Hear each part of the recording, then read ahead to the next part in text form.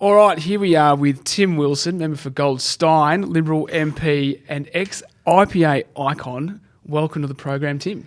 Thanks so much for having me, Pete, and thank you for pronouncing my electorate correctly. That's right. And thank you also for the tea. No problem, mate, and we'll let you keep that mug at the end of the interview as well. Can I take it to Canberra and fly it around Parliament House? Well, that's what I was hoping. I was hoping that you'd take it up and maybe, we can give you one that can give to ScoMo and maybe one to the Greens and things like that as well. Okay, well, so far you've given me one mug. You can give me a few more if you want me to do that. We've got a few. Now, let's get into it. So you have commented a lot on the situation in Hong Kong and China. You've been a big commentator in the press and in social media and things like that. I noticed on your social media that you spoke with Denise Ho and the team from Australian Hong Kong Link yesterday. Yep. What do they want to talk to you about, and why is this such an important issue to you? Now, what do they want to talk to me about? Unsurprisingly, they want to talk to me about the Chinese Communist Party. Really? And how they perhaps don't have the best interests of the people of Hong Kong at heart. Really? Funny that. I find that hard to believe. Oh, well, I'd be shocked as well. I mean, basically they wanted to talk about the consequences for the student protesters who were standing up and speaking out, how we've got to be very cautious at taking the CCP on their word about what they're going to do in Hong Kong, and to make sure that we're showing support for the protesters. And, of course, I have a lot of sympathy for them because in the end, Pete, you can't trust communists. And it's as simple as that. And there's always been that way because in the end, it's about consolidation of power for their own interests against the public. And they don't draw their legitimacy from the people. So that's what they want to talk to me about. And I've been vocal about this because apart from, being someone on the free market end and that not really being consistent with the red agenda, I think it's important to speak out because if you don't speak out at times when things progress, sometimes you can get beyond the point where you can, and that's where I'm always worried we're heading because you see the expansion of the CCP's power over the region, and some of us, want to make sure that at least we've stood up and said something at a time. Well, that's great. I think that, you can't trust communists. We always have to find a pull-out quote from the Is that interview. what you got straight away? Oh, that's good. Kids listening at home, you can't trust communists. I'm glad you mentioned speaking up because one of the things to me about foreign policy is it's a very nuanced thing, right? And I find it difficult to understand because it's nuanced, and obviously I find that tough. But so when you say someone like you speak up, an Australian politician, what kind of influence can that have on the situation? Well, it can have modest influence, and it's largely about giving other people courage to stand up and speak out about these things. But in the end, when it gets to the realm of foreign policy, it's a bit more complicated because countries have different steps about what they can do. They can raise their concern and send a stern rebuke to a foreign government. That's right. And China does that to us sometimes, and we do it in reverse. Then they can take a heavier step, which is to cooperate with other countries to send stern words. Then they have to then the next sort of step is sanctions. But after you kind of get past that, it can then turn into things like conflict, and nobody really wants to have conflict. We want countries to respect their citizens, treat them with dignity, and make sure that countries are free to be able to, people to be able to be free to live their lives. And so it's really about making sure that people know that the world's watching. And I think the world and the weight of the world has been sitting on the administration in Hong Kong about their behaviour, what they've been up to, and that if they overstep the mark, that the world will, speak out and take action. All right, so just on that, we've seen in the last couple of days, Carrie Lam, the chief executive of Hong Kong, has pulled the extradition bill. What's your take on that, and what do you think is going to happen next? So I'm cautious. People may forget now, but when the protests started emerging, they said, all right, we'll shelve it for the minute, or then we'll delay it, or we won't reintroduce it. And now they're saying, hey, we're actually going to pull it all together. But it's still evolving. I think let's wait and see what happens, because in the end, they tried to introduce this bill for a reason, and I don't think their reasons, their objectives have gone away. And people forget, we actually had a discussion around introducing an extradition treaty with China here in Australia, and some of us stood up against it then. And so our government has shelved it and put away. I think they've realised that there's, and particularly after Hong Kong, there's definitely no way it's coming back, or if so, some of us will stand up again. But I don't know what to interpret yet of Carrie Lam and what she's saying. beyond watch this space and don't be surprised, because the protesters had like 5 demands. This is only one of them. Yep. And the question is what will happen with the other 4 as well. I do remember when this first started, we were talking about how it was, I think yourself, and was it James as well, James Patterson? James Patterson, yes. And a few others who sort of said, hang on, I'm not sure this is the best idea. So that's really important development. So obviously, congratulations, Tim. Well thanks for that. Well, we managed to save 3 weeks of demonstrations and various other things by doing Australia, but it was kind of James Patterson, Andrew Hastie, myself, and we were all, at the time, by the way, only just really elected. And so we were very new to the parliament. And it was kind of one of those times where you realised the power of being a backbencher if you just backed the courage of your convictions, and we just said kind of no. And I think history's proven us we've kind of been a bit right. All right. Okay, let's move on to another international story, Brexit. Oh, yeah. So we're recording, this is actually going to go out next Thursday. We're recording this on Friday prior to Thursday, so forgive us if none of what we're about to talk about actually transpires. Well, I'm just worried by this time next week we could have Boris Johnson as being the monarch of the UK. He could have resigned as Prime Minister. Parliament could be could have been disbanded, and we could have an election. So any of those possibilities are realistic. So this is just the assessment now. Okay, that's exactly right. This is the assessment now, and hopefully Australia's won the Ashes by then, but who knows? So Boris Johnson, overnight, for us, said he would rather be dead in a ditch than ask the EU for an extension. Yeah. What are the paths forward for Boris in the UK? Well, there are a few paths, but in the end, his game at every step has been say that we're not going to compromise and go to the EU and say, this is on you. You guys have got to give. Otherwise, we're out, regardless of the circumstances. And he's tried to maintain that, while the Parliament has undermined him doing that every step of the way and wanting to extend it. So what's his choices? He can, if he extends the deadline, the Parliament has said they'll vote for an election, but that then means that he'll go to an election. It'll be a binary choice between kind of the Tories and maybe the Brexit Party saying they want out, and Labor kind of flip-flopping all over the place, and the Lib Dems being the Remain people. So in that scenario, you'd probably say it'll bizarrely turn into like a Lib Dems versus Tories election contest. The Queen can, of course, always intervene and say, you've all been... I know there's a meme going around at the moment of James Bond and the Queen where she says, taking out the whole Parliament, ma'am, yes, 007. But I don't think that's a scenario. But the Queen at some point could turn around and say, this isn't working. That'd be pretty extraordinary. That would be amazing. That would be amazing. But, she would basically have to... That'd be a pretty big step. Otherwise, they have this option of extending the deadline and kind of ambling on, and then going to the EU with this incredibly weak position where every time Boris Johnson makes a threat to the EU saying, there's a price to not doing a deal with us, the Parliament undercuts him. And I just think it's a disaster. You have a vote. It doesn't matter what your view is before or after. You have to honour the will of the people, and you've got to do what's in the best interest of the country.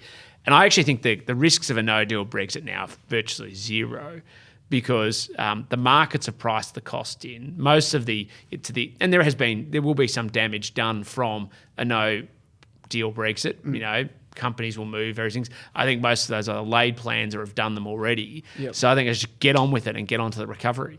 All right, so I'm going to ask you the question you don't want. Yeah. What one do you think will actually happen? Well, I reckon on balance, the Parliament will dictate. That's how the system's supposed to work. They'll extend and they'll go to an election, and it'll be a fight between the Tories and principally the Lib Dems. The Lib Dems will do well in London. Labor will do okay in some places but will struggle, and the Tories will do well. The question is, because the Scottish National Party will probably do pretty well. So you could end up seeing this kind of bizarre coalition government at the end of it. And I don't want to prejudge the will of the British people, but it could be really the most bizarre electoral outcome. And you could see the Labor Party smashed. Yeah. Which, I think we'd all raise a cup of tea and cheers to that, exactly, in the very British way. But it raises some bigger issues about whether you'd have a majority government to be able to do the job it needs to be done. That's exactly right. And, of course, Corbyn being an especially bad Labor leader. Especially anti-Semitic, especially socialist. We're talking about the CCP before. Yeah. It'd be really bizarre if a democratic country voluntarily elected somebody who had sympathies with them and other like mind. Yeah, pretty bad. Has he said anything about Hong Kong, Corbyn? I don't know. I don't watch his daily statement. I don't. No, imagine that. I suspect not. he has a pretty patchy history. Yeah, he does. On a lot of governments and totalitarian regimes. So I'd be surprised if he had. Yeah. Okay, fair enough. So, look, you talked a little bit about the short term there. Now, Henry Ergus wrote in The Australian today, it's becoming harder and harder to believe that Britain will ever be the same again, no matter what happens with Brexit. Do you share that pessimism, or do you think the broadly long-term Britain will be okay or even better off? I've always believed that Brexit will, if they deliver it, will leave Britain better off in the long run, but there's short-term pain. And the problem at the moment is the whole of the politics of the nation are being driven by one issue. Yep. And so I went to the UK immediately after, but then about a couple of months after the original vote, and it was really interesting. I went back last year, and the country basically hadn't moved on. And I was there this year as well, and the country still hadn't moved on from discussing it, because democracy isn't just about winning something. It's actually about the losers accepting the result and accepting that whether they agree or not, the process was fair, and the losers have never accepted the result. And so the whole of the nation has been binary on this one issue. Now, do I think there's a time after that? Yes, but will the Tories or Labor be the dominant party into the future? I don't think that's guaranteed. That's where I think the Lib Dems will be really interesting. But you could see if they don't deliver Brexit, the Tories, you could end up having a permanent fragmentation between the sort of Brexit party types and the Tory party, and it could completely reshape politics forever. Well, until another moment like this, and then it'll reshape it again. Yeah, until further reshaping. All right. Yeah. Well, we'll move on from Brexit. Let's talk something a little bit closer to home. You had a piece on IR in the AFR a couple of weeks ago with fellow backbenchers Jason Felinski and Andrew Bragg. I prefer fellow troublemakers. Troublemakers and backbenchers. Okay, yep. Troublemakers. How do you feel about rabble rousers? Is that because I was... not troublemaker. We're not a rabble. Tim is not a rabble. Okay. So now, look, we like to talk about the IPA. We like to talk about the morality of IR reform, rather than we feel like free marketeers over the journey have too much gone into the economic benefits and stuff like that. Let's talk about the morality of IR. Do you think that we should do that as well? I do, but I think you should take that approach to all economics. I know that when I hear this with something like a pet beef of mine, which is tax reform. Yep. And if you leave it to economists, they'll talk about efficiency. And it's like, nobody cares about that. The case for tax reform is that we need a more equitable system for intergenerational justice. We need reform because it enables people to be able to make more choices about their lives and be in control of their lives. We talk about sovereignty of nations, we should talk about sovereignty of people and their freedom and their choices. And the same is true in IR. When it comes down to it, it's actually about giving people the opportunity who don't have a job to get one, to understand and have the opportunity, the dignity of work, to support themselves and their families, and to be able to stand on their own 2 feet. And that's what IR reform should be about. It should actually be about improving the opportunity for the unemployed to get jobs, for people to move between jobs, and for people to be in the best wicket in their life and live a fulfilling, happy life. Exactly right. Okay, so look, there's probably a million things you want to do about IR. There's a million things I want to do about lots of things. Yeah, I'm sure you've got big plans. But if you could do one thing about IR, what would it be? One thing. I think more, and if you read the op-ed, where our focus was principally on is saying, let's look at the basic benchmarks of the current IR system. It's supposed to make it easier for people to negotiate on wages, make it easier for people to sign up to enterprise bargaining agreements, make it harder for people to, do the dodgy on an employer on a short-term benefit for things like unfair dismissal. And it's failed on all those pathways. But I just think the most basic thing is you should enable people to be free to contract as the basis of any good IR system. Have your protections if that's what people want to do, but that'd be pretty big. The other big thing would be to say that workers should be free to choose who they put their superannuation with. Because I just think it's just fundamentally wrong that big corporates and big unions collude together to undermine the freedom of the choice of an average worker who just wants to be able to, get a job, earn a wage, and be able to decide how to, save for their retirement. All right, so people should look out for that in the coming months and years. Now, let's get on to your demeanour, let's say, or just your overall world view. Right. You strike me as an optimistic character. I am. You have a couple of hashtags on your social media. The future's going to be awesome. Yes. And constant victories.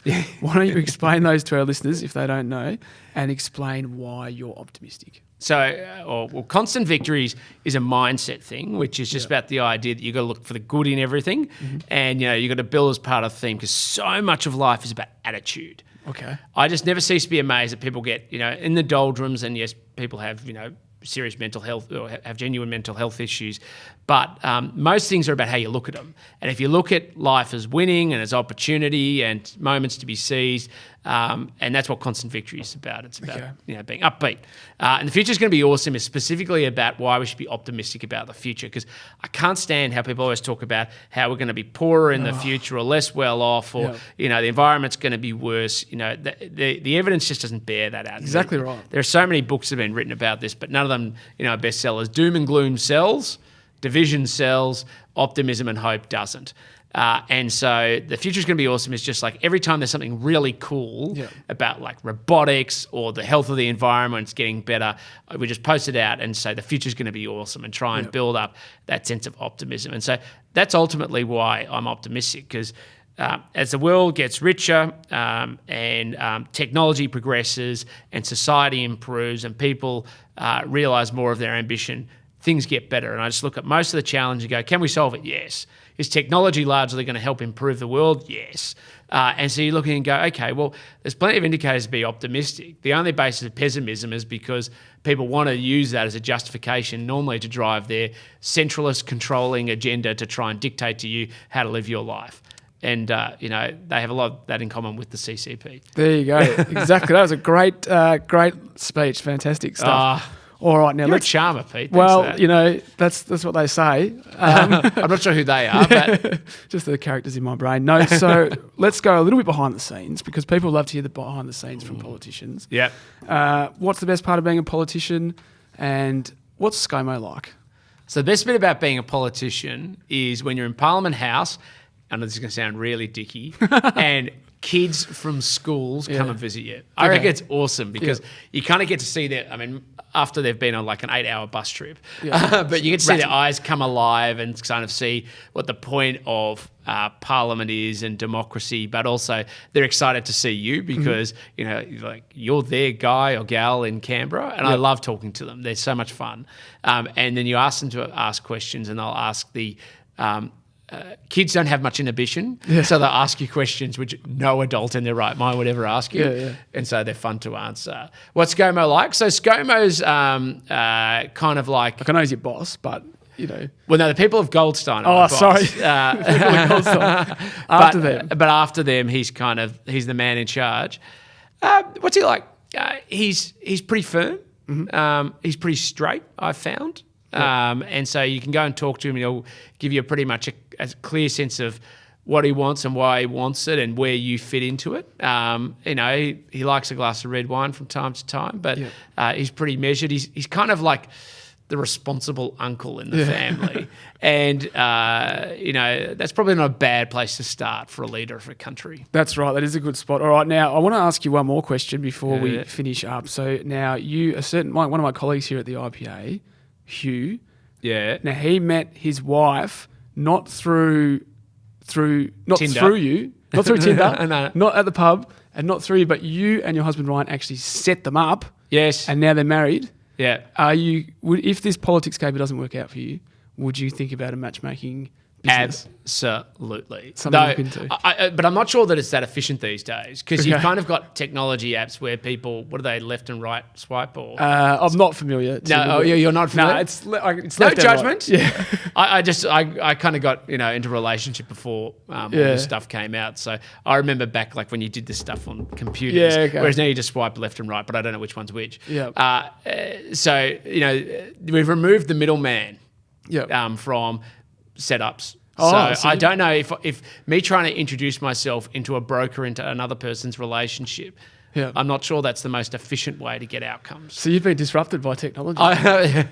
Unlucky. Actually, I'm amazed at the number of people now, and I even have this like mums of constituents who ask me to set up their kids. Really? I'm not joking. So like you don't know them? I've met them and I'll have a conversation and I'll say, do you know any good girls or, or boys or whatever else? And it's like, Okay, this is a new dimension to what it means to be a member of Parliament. They sort of say, well, you see the whole community. Yeah, so politicians have to deal with a lot of issues, don't they? That wasn't what I was thinking of adding to the list when I was elected. But, you'd be surprised. Sometimes find people along the way and just say, well, you never know. Oh, really? So you've actually sort of connected a few people up? We've just at times provided an avenue where if they want to meet people, then we can have them to connect, but it's up to them whether I'm not going to get involved. Well, folks, if you're out there, if you're lonely, if you want to meet someone, email Tim at his electoral email address and he'll sort it out. Tim, thank you so much for coming on the program. Thanks, Pete.